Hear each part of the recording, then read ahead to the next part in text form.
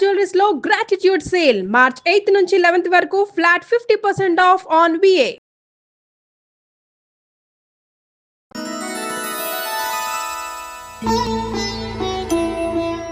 నమస్తే సుమన్ టీవీ ప్రేక్షకులందరికీ ఉగాది పండుగ శుభాకాంక్షలు. నేను మీ కీర్తి. ఉగాది అనగానే అందరం మనం వెయిట్ చేసేది ఉగాది పంచాంగ శ్రవణం కోసం. మరి పంచాంగ శ్రవణం ద్వాదశ రాశుల వారికి ఎలా ఉండబోతోంది, ఎంతవరకు బాగుంటుంది, ఎంతవరకు బాగుండట్లేదు, మనం ఎలాంటి రెమెడీస్ పాటిస్తే ఈ సంవత్సరం మనకి మరింతగా కలిసి వచ్చే అవకాశం ఉంటుందో తెలియజేయడానికి ప్రముఖ ఆస్ట్రాలజర్ బ్రహ్మశ్రీ నానాజీ పట్నాయక్ గారు ఉన్నారు. నమస్తే గురుగారు. శ్రీమాత్రే నమః. గురుగారు, క్రోధినామ సంవత్సరం వెళ్ళిపోయి శ్రీ విశ్వవసునామ సంవత్సరంలోకి ఎంటర్ అయిపోయాం. తెలుగువారి సంవత్సరాది ఉగాదికి వచ్చేసాం. మరి పోయిన సంవత్సరం మనం మిస్ అయ్యింది, ఈ సంవత్సరంలో భర్తీ చేసుకునే అవకాశం ఏమైనా ఉందా? మరి ఈ సంవత్సరం విశ్వవసు అనగానే కొంచెం మంచి వైబ్రేషన్స్ అయితే ఇస్తుంది గురుగారు. క్రోధి అనగానే అది కొంచెం ఏంటోలాగా అనిపిస్తుంది. సో ఎలాంటి వైబ్రేషన్స్తో ఈ సంవత్సరాన్ని మనం మొదలు పెడుతున్నామంటారు? క్రోధినామ సంవత్సరానికి రవి ఏమన్నా కుజుడు అధిపతి అయ్యాడమ్మా. క్రోధం అంటే గొడవలు, కోపాలు, ఇవన్నీ క్రోధం తెచ్చుకోవడం అంటాడు. క్రోధం నీకు పనికిరాదు అంటూ ఉంటాం. దానికి తోడు కుజుడు కనెక్ట్ అయ్యేసరికి అక్కడ అన్ని కోపాలు, గొడవలు. మీరు చూడండి, యూట్యూబ్ తీస్తే సంవత్సరం అంతా ఎవరెవరితోనో ఘర్షణ, గొడవలు. ఒక్క రోజు గ్యాప్ వచ్చిందంటే ఇంకో రోజు ఏదో ఒక ఘర్షణ చూస్తూ ఉన్నాం మనం. కాబట్టి విశ్వవసునామ సంవత్సరంలో అన్ని గొడవలు అయితే ఉండవు. Point number 1. మరి ఈ షష్టగ్రహ కూటమితో వస్తుంది కదా విశ్వవసునామ సంవత్సరము. మరి దీనికి ఏమిటి అంటే, షష్టగ్రహ కూటమి వల్ల పెద్ద పెద్ద రోగాలు, కరోనాలు లాంటివి వస్తున్నాయని అందరూ అంటున్నారు, కానీ అట్లాంటిది ఏమీ రాదు. జల ప్రళయాలకు కొంచెం ఛాన్స్ ఉంది, ఎందుకంటే జలరాశులు అధికంగా ఉన్నాయి కదా. అంటే ఏంటంటే ఇప్పుడు ఇంత ఎండాకాలంలో కూడా సడన్గా వర్షం పడడం. కొంచెం బుధుడు నీచబడి ఉన్నాడు కాబట్టి, ఈ విశ్వవసునామ సంవత్సరంతో బుధుడు నీచంలో ఉన్నాడు కాబట్టి కొంచెం ఏంటి, షేర్ మార్కెట్లో ఫ్లక్చువేషన్స్ రావడం, కొంచెం బార్డర్స్ దగ్గర ఈ కుజుడు కూడా నీచంలో ఉన్నందుకు కొంచెం బార్డర్స్ దగ్గర ఈ మిలిటరీ, ఈ సైనికులు కొంచెం ఇబ్బందికరమైన, సెక్యూరిటీ సంబంధించిన వాళ్ళకి కొంత ఇబ్బందికరమైన వాతావరణం. అయితే ఈ విశ్వవసునామ సంవత్సరానికి రవి అధిపతి కాబట్టి గవర్నమెంట్లో కొన్ని మార్పులు, కొన్ని పదవులు, గవర్నమెంట్ జాబ్స్ చేసే వాళ్ళలో కొన్ని మార్పులు, కొంచెం ఈ శని రాహువులు మీనరాశిలో కలుస్తున్నందుకు కొంచెం అంటే ఆధ్యాత్మికంగా కొన్ని తారాస్థాయిలో కొంతమంది ఉంటారు పీఠాధిపతులు, వాళ్ళకు కొంత ఇబ్బంది ఇస్తుందమ్మా ఇది. అది కొంచెం చూసుకోవాలి. ఎందుకంటే శని రాహువులు మీనరాశిలో కలవడం అనేది మామూలు విషయం కాదు. అది రెండు గురు రాశులని అది క్యాప్చర్ చేస్తుంది. కొన్ని అయితే అసలు ఇంత అంటే కొన్ని దేశాలు ఆర్థిక మాన్యంలో పడ్డం, కానీ అయ్యో మరి ఇంత కమర్షియల్గా ఆలోచిస్తున్నాయా దేశాలు అనేటువంటిది మాత్రం మనం నివ్వరపోయేలాంటివి కొన్ని వింటాం మనం. ఎందుకంటే బుధుడు నీచ కదా, అందుకని. కాకపోతే క్రోధినామ సంవత్సరంలో వచ్చిన ఘర్షణలు ఈ సంవత్సరం రావు. ఎందుకంటే కుజుడు కాదు, రవి అంటే ఏంటి, కొన్ని స్ట్రిక్ట్గా కొన్ని రూల్స్ పాటించడం కానీ ఇట్లాంటివన్నీ ఉంటాయి. కాకపోతే ఆ రవి మీద కేతు వస్తున్నాడు కాబట్టి ఈ విశ్వవసునామ సంవత్సరం ప్రారంభమైన సంవత్సరంన్నర లోపల ఒక పెద్ద స్థాయిలో ఉండేటువంటి గవర్నమెంట్ ఎంప్లాయీస్ కావచ్చు, రాజకీయ నాయకులు కావచ్చు, వాళ్ళ మార్పు జరుగుతుంది. ఇది సో చేంజెస్ ని యాక్సెప్ట్ చేయడానికి రెడీగా ఉండాలి. సీఎంలు కావచ్చు, పిఎంలు కావచ్చు, ఎవరైనా మార్పు. ఇంకొకటి కూడా ఏంటంటే భూతత్వ రాశుల్లో కేతు ఉన్నాడమ్మా ఇంతకాలం. ఈ భూతత్వ రాశిలో కేతు ఎప్పుడైతే జరిగాడో భూమికి సంబంధించిన వాటిల్లో కొంత రేట్లు ఆగిపోయినవి, కొంత మూమెంట్ కదులుతుంది. సో రియల్ ఎస్టేట్ పరంగా కూడా బాగానే ఉండబోతుంది జూన్ నుంచి. సో ఇది ఇన్ జనరల్ గా తెలుసుకున్నాం కదా గురుగారు. ఇప్పుడు ద్వాదశ రాశుల్లో భాగంగా ఒక్కొక్క రాశి వారికి ఎలా ఉండబోతుంది, ఆదాయం పరంగా కానివ్వండి, వ్యయం పరంగా కానివ్వండి, అలాగే రాజపూజ్యం అవమానం కూడా ఎలా ఉండబోతుందో తెలుసుకుందాం. గురుగారు, వృషభ రాశి వారికి ఉగాది తర్వాత ఎలా ఉండబోతుంది? ఆదాయము, వ్యయము, రాజపూజ్యం, అవమానం ముందుగా తీసుకున్నట్లయితే వీళ్ళకి ఆదాయ వ్యయాలు కానీ చూసుకుంటే 11-5 ఉంది. అంటే ఆదాయం ఎక్కువగా ఉంది, వ్యయం 5 తక్కువగా ఉంది. అదేవిధంగా రాజపూజ్యం, అవమానం మాత్రం రాజపూజ్యం 1, అవమానం 3. అంటే అవమానించే వాళ్ళ సంఖ్య కాస్త ఎక్కువగా ఉంది. ఆదాయ వ్యయాలు మాత్రం బాగున్నాయి, డబల్ ఉంది. కాబట్టి ఇంకోటి ఏంటంటే వీళ్ళకి జన్మజాతకంలో అంటే గోచారంలో కూడా వృషభ లగ్నాత్ 2వ స్థానంలో గురువు వస్తున్నాడు అలాగో మే 15 నుంచి. కాబట్టి లాభాధిపతి 2లోకి రావడం, ఈ లగ్నానికి పాపైనప్పటికీ కూడా లాభాధిపతి 2లో రావడం అనేది మంచిదే చెప్పాలంటే.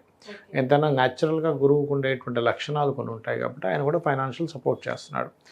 అయితే ఇక్కడ రాజ్యపూజ్యం, అవమానం అనేటువంటిది ఎందుకు మరి ఇక్కడ ఇట్లా ఉంది అంటే, ఈ దశమాధిపతిని మనం రాజ్యపూజ్యం పెరగాలంటే దశమాధిపతి బాగుండాలంటే మనకి ఎవరైనా గౌరవం ఇవ్వాలంటే మనం చేసే పనిని బట్టే గౌరవం ఇస్తుంటారు.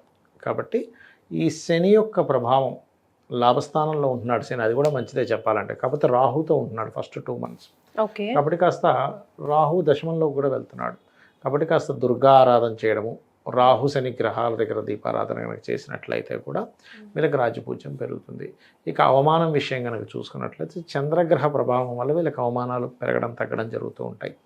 కాబట్టి ఏంటంటే ఇక్కడ 3వ స్థానం ఏదైతే ఉందో, 3వ అధిపతి ఎవరైతే ఉన్నారో, ఇక్కడ ఏంటంటే ఈ 3వ స్థానము 3వ అధిపతి ఇది చూసుకున్నట్లయితే చంద్రగ్రహం కాస్త మెడిటేషన్స్ కాస్త చేస్తూ ఉన్నట్లయితే వీళ్ళకి ఈ అవమానాలు తగ్గడం ఇవి కూడా జరుగుతాయి.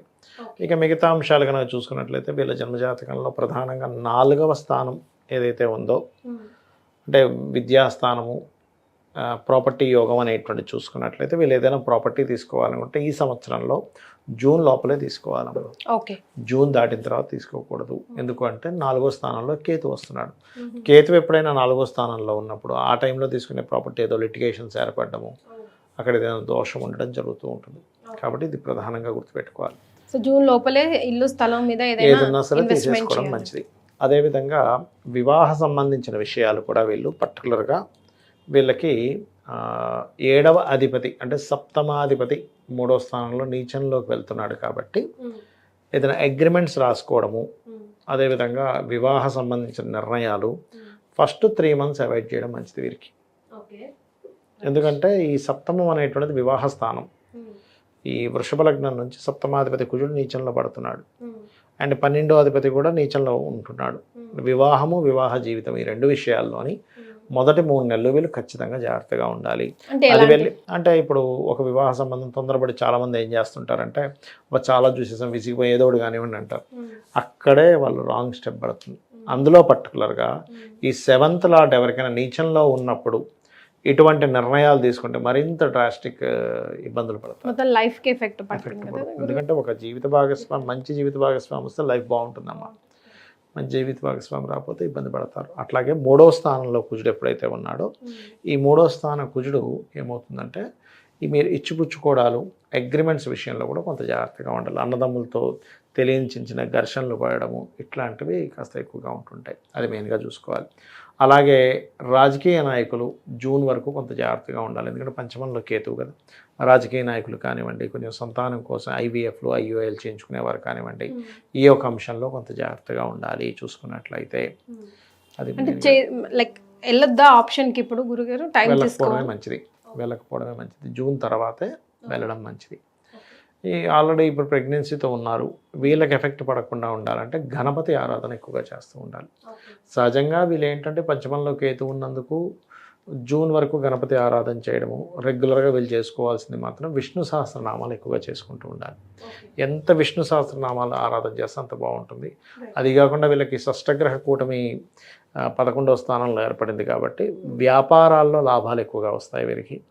దానికి ఏం ప్రాబ్లం లేదు, కలిసి వస్తుంది చెప్పాలంటే. కాకపోతే ఇక్కడ ఏమవుతుందంటే బుధుడు నీచబడి ఉంటున్నాడు కాబట్టి కొన్ని షేర్ మార్కెట్ అని ఇట్లాంటి జోలికి వెళ్ళకూడదు. ఎందుకంటే పంచమంలో కేతు ఉన్నాడు. బుధుడు సహజంగానే షేర్ మార్కెట్కి కారకుడు.